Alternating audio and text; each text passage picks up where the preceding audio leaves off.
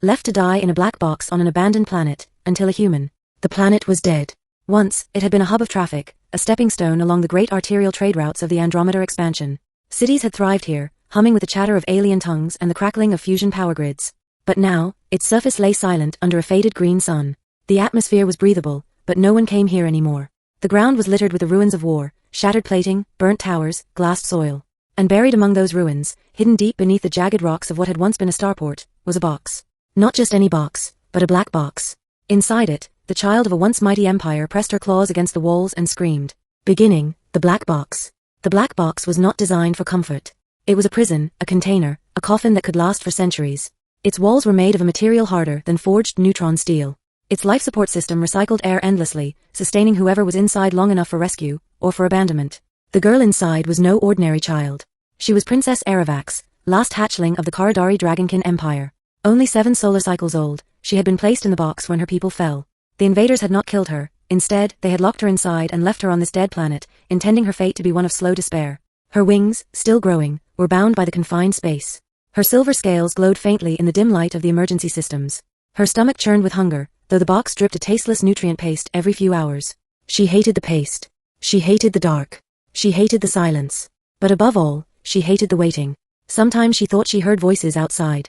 The war machines of her enemies had passed overhead long ago, leaving ruins in their wake.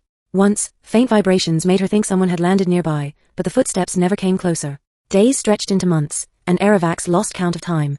Her claws scratched marks into the inner wall, though they healed over, leaving the box unscarred. Her empire was gone. Her people had left her, and she had begun to believe she would die inside the box. Until the day a human arrived. The human explorer. Kai Mercer was not supposed to be there. He was a scavenger, a small-time explorer who flew a patched-up freighter named Wanderer. He came to abandoned planets looking for salvage, power cells, ancient tech, rare metals. It wasn't noble work, but it kept him fed and kept his ship flying. That morning, his scanners had picked up an energy signature deep underground. The reading had been faint but steady, something still alive after decades. Kai had been tempted to ignore it. Old starship cores sometimes radiated, but they were usually deadweight. Yet curiosity gnawed at him, and curiosity was the one flaw he couldn't resist.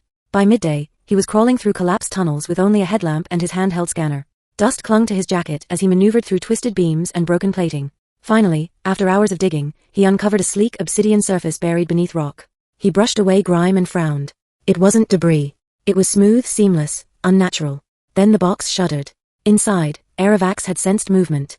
The air quivered, faint vibrations unlike anything she'd felt in years. She pressed her ear against the wall and thought she heard scraping, then a muffled clang. Her chest heaved. Was it another torment? Another enemy soldier come to mock her? And then faintly, she heard something else. A voice. What the hell is this thing? The voice was strange, harsh, but alive. Erivax's throat tightened. She hadn't heard another being's words in years. She tried to roar, but her throat cracked from disuse. A broken croak echoed inside the box. Kai staggered backward when he heard it. His lamp beam quivered against the smooth surface. Holy, that's a voice. There's someone in there. Heart racing, he pressed his ear to the box. Another faint cry rattled through. He hadn't expected to find a survivor, not here, not after decades. His mind spun with questions. How long had they been trapped? What species were they? Were they dangerous? But one thought cut through the noise. He couldn't leave them there. The opening. Breaking open the box was no small task. Kai tried cutting tools, plasma torches, even a portable fusion saw. Nothing marked the surface. The black box seemed indestructible. Inside, Erivax pounded her claws against the wall, frustrated that he wasn't opening it. She cried out in her own tongue, words of pleading, curses, prayers. Kai sat back, sweating. His tools clattered uselessly to the ground. Damn it. Whoever you are, this thing isn't letting you out. But then his eyes narrowed at a small seam, almost invisible, running along one side. He pried at it with his gloved fingers, found a recessed slot. It wasn't meant for ordinary tools. It was a keyhole, biometric, alien-coded. I don't have your key, Kai muttered, running a hand through his hair. But maybe I can trick it. He set to work with his datapad and a hacking spike. Hours passed as he spliced into the faint electronic systems still humming inside the box. The encryption fought him, alien algorithms rewriting themselves. But Kai had learned long ago that every lock, no matter how perfect, had a weakness. Inside, Erivax pressed her ear close, listening to the soft beeps and hums. She did not understand his language, but she recognized persistence. He was trying. At last, the box hissed. The seal cracked. Air rushed as the wall slowly split open, revealing light to Erivax for the first time in years. She blinked, her pupils contracting painfully. The shape of a figure appeared, tall, two-legged, wrapped in cloth, with strange soft skin and wide eyes. Kai's breath caught. By the stars. The creature inside was no ordinary alien. It was a dragon. A small one, silver-scaled, with folded wings and trembling claws. The princess stumbled forward, collapsing into the light. She blinked at him, her throat rasping. Her first word came out broken but clear. Who man? Kai froze. You know me. She swayed, exhaustion overwhelming her. And then before he could react, she fainted into his arms. The bond. Kai carried her back to the Wanderer. When she awoke hours later, she was lying in a bunk, soft fabric beneath her claws. The air smelled strange but clean. She turned her head to see the human sitting nearby, tinkering with a power cell. Their eyes met. Kai raised a hand slowly, a universal sign of peace. Easy. You're safe. Aravax sat up weakly, her silver wings brushing the walls. She tried to speak but coughed, her voice unused. Kai handed her a flask of water. She sniffed it suspiciously, then drank. The cool liquid soothed her raw throat.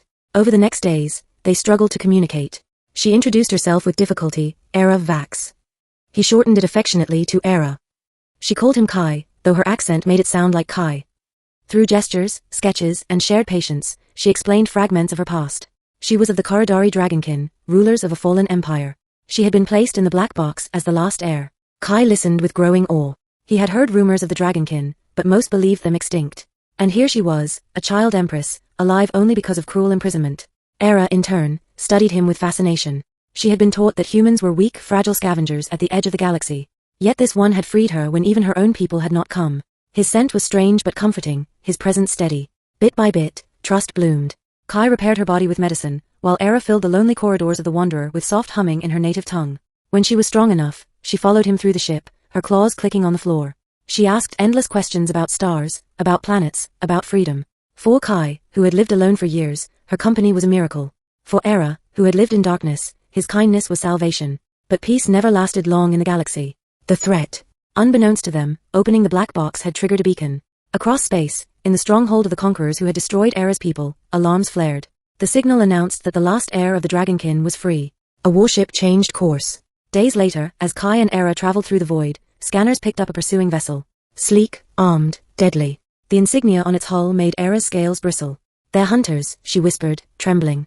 Kai cursed. He was no soldier. His freighter was old, patched together with scrap. He couldn't outrun or outgun them. But he refused to give her up. Listen, he said, kneeling to her eye level. They're after you.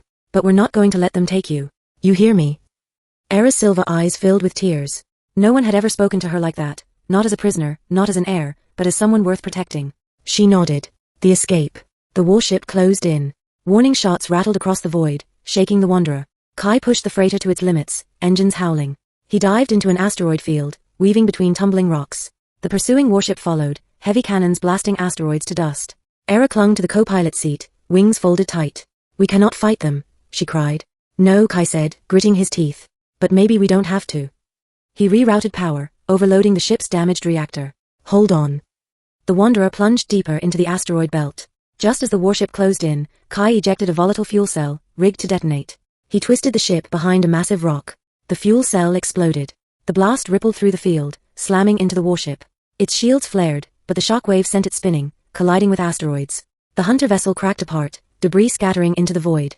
Silence returned. Kai slumped in his seat, sweat dripping. We're still alive.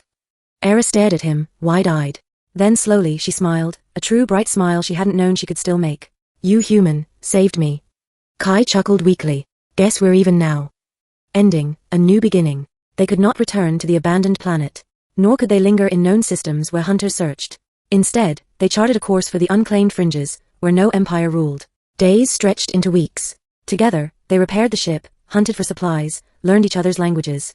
Era's voice grew stronger, her wings stretched wider each day. She spoke of rebuilding, not an empire of conquest like her ancestors, but something new, something gentler. Kai found himself believing in her. One evening, as the green glow of a nebula bathed the ship, Era stood by the viewport. Her silver scales shimmered, her reflection a ghost of the dragon she would one day become. Left to die in a black box, she whispered, almost to herself. Until a human. Kai joined her, placing a hand on her shoulder. You're not alone anymore, Era. She turned to him, eyes glistening. No, not alone. Never again. The Wanderer slipped silently into the stars, carrying a human and a dragon princess, two survivors bound by fate, forging a future no conqueror could predict. And somewhere in the vast galaxy, hope stirred once more.